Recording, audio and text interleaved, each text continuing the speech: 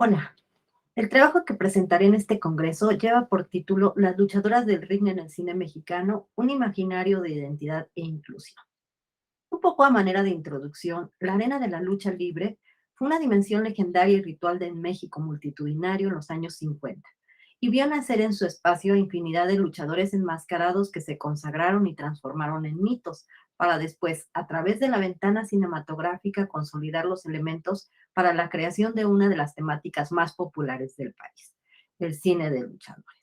Sin embargo, dentro de este género existe un capítulo por demás sobresaliente y poco estudiado en el ámbito de los estudios culturales y de género: los personajes femeninos que se construyeron a partir de la concepción masculina de los luchadores enmascarados, configurando a las llamadas damas del cuadrilátero.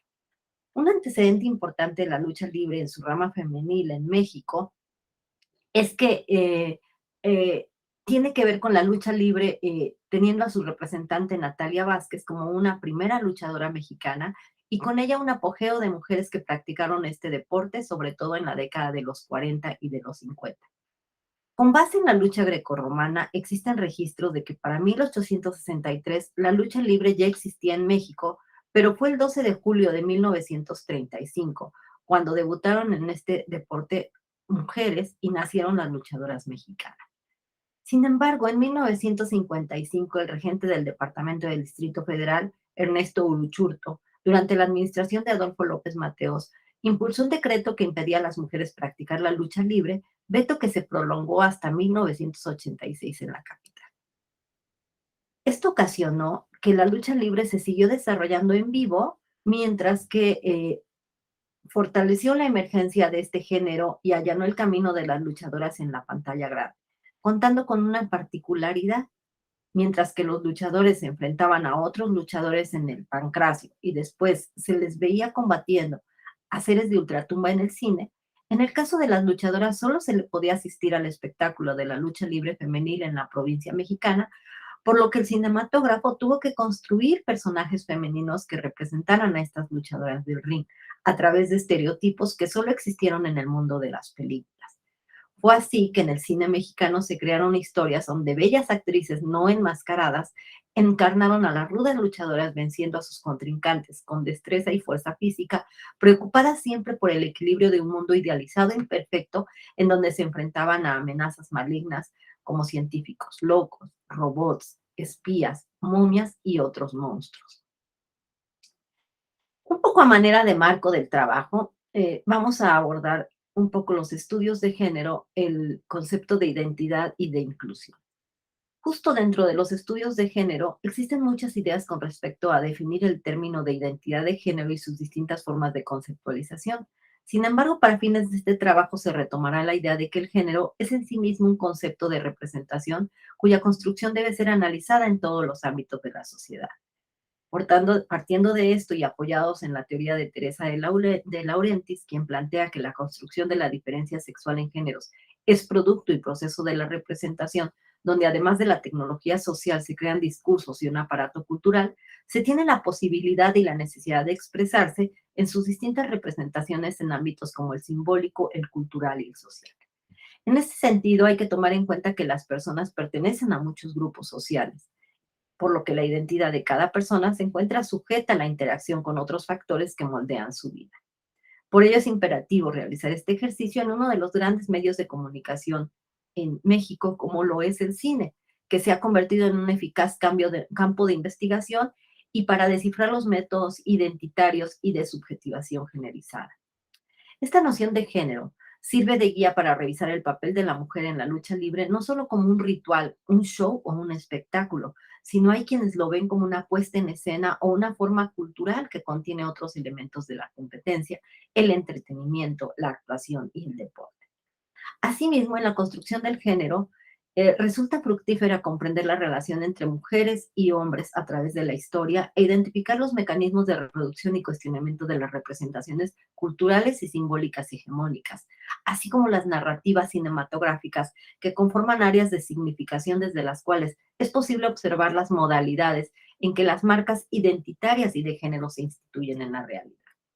Bajo estos conceptos teóricos, y siendo el cine un medio creador de productos culturales, estereotipos e imaginarios colectivos, es posible acceder a las representaciones y al imaginario cinematográfico de la mujer en la sociedad mexicana, y en este caso a través de un capítulo poco estudiado, como son las luchadoras del ring en el cine mexicano. En este sentido, en este trabajo se parte del concepto de inclusión, que se manifiesta como un elemento importante para visualizar a la mujer como un sujeto visible en la sociedad y como un elemento innovador en el ámbito de la lucha libre, teniendo como escaparate la narrativa cinematográfica. En este sentido, se articula un campo de estudio a partir del cine, en donde, y cito, opera una narrativa fílmica y una puesta en escena organizadas en función de fantasías femeninas o bien como la crisis de la subjetividad alrededor de la figura de la mujer. Fin de la cita. Esta propuesta permite enfatizar la manera en que se han conformado ciertos modelos femeninos, sociales, políticos a través de las películas. Ahora sí vamos a particularmente el punto de las luchadoras del ring, mujeres fuertes y empoderadas. Históricamente, las mujeres han estado excluidas en los ámbitos sociales, económicos, políticos y culturales, debido a la jerarquía de género preexistente, a la dicotomía lo privado y lo público, y a los criterios de inclusión y exclusión imperantes para el goce de sus derechos. Asimismo, otro elemento importante a considerar dentro de esta exclusión se debe principalmente y justo a las representaciones que han hecho en los medios de comunicación. Partiendo de esto, es posible intentar acercarse a las películas mexicanas sobre luchadoras. Encontramos estos títulos: Las luchadoras contra el médico asesino, de 1962, Las luchadoras contra la momia, de 1964, Las lobas del ring, de 1965, Las mujeres pantera, de 1967, y Las luchadoras contra el robot asesino, de 1969. En estas películas se conforman como dispositivos de análisis para construir las representaciones que se hicieron de las mujeres a través de la narrativa, en particular las gladiadoras del cuadrilátero, lo cual permite reconstruir la experiencia de la representación que se llevó a cabo en la sociedad mexicana de los 60, partiendo de estos personajes femeninos fuera de los estereotipos culturales consensados.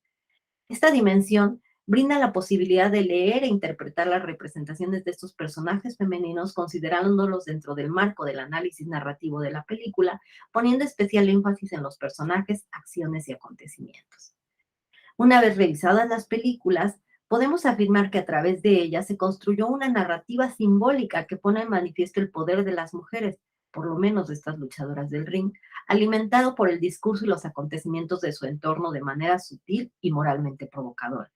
Pues hay que recordar que la mujer había logrado el voto apenas 10 años atrás, y la posibilidad implícita de su papel como heroína cinematográfica les ofreció espacio en la pantalla grande como motor de cambio hacia mejores posibilidades.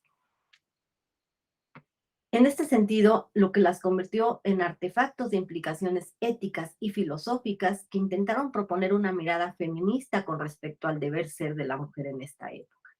En este sentido, las luchadoras del ring llevaban una doble vida. Es decir, en un principio eran mujeres deportistas que tenían como actividad principal la lucha libre, a la cual dedicaban su tiempo y esfuerzo, y a lo largo de las películas se puede ver un arduo entrenamiento y una gran cantidad de seguidores que corean sus nombres en las arenas. Pero al mismo tiempo llevan a cabo una vida normal. Se preocupan por su arreglo personal, por divertirse. Son mujeres libres que pertenecen a una clase media, que gustan de autos, salir a bailar, a cenar, que visten y se peinan a la moda y hasta podían tener ciertos romances sin un control familiar.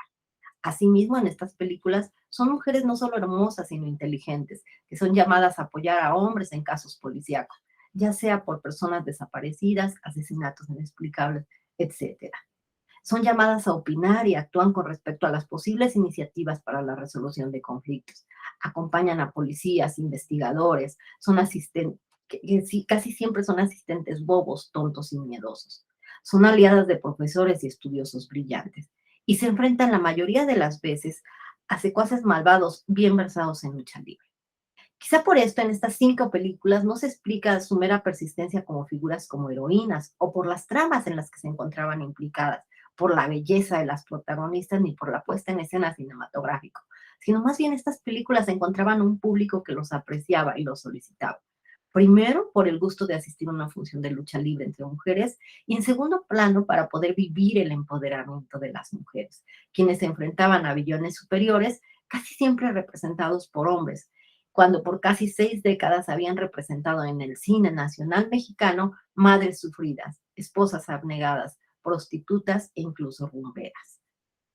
De esta forma, sorprendentemente, la taquilla aumentaba sin relación con la calidad de las películas, pues la mayoría de estas películas tenían una paupérrima manufactura. Las luchadoras no enmascaradas reafirmaron una representación de mujeres fuertes convertidas en heroínas que prestaban sus servicios de manera altruista y desinteresada por el bien común.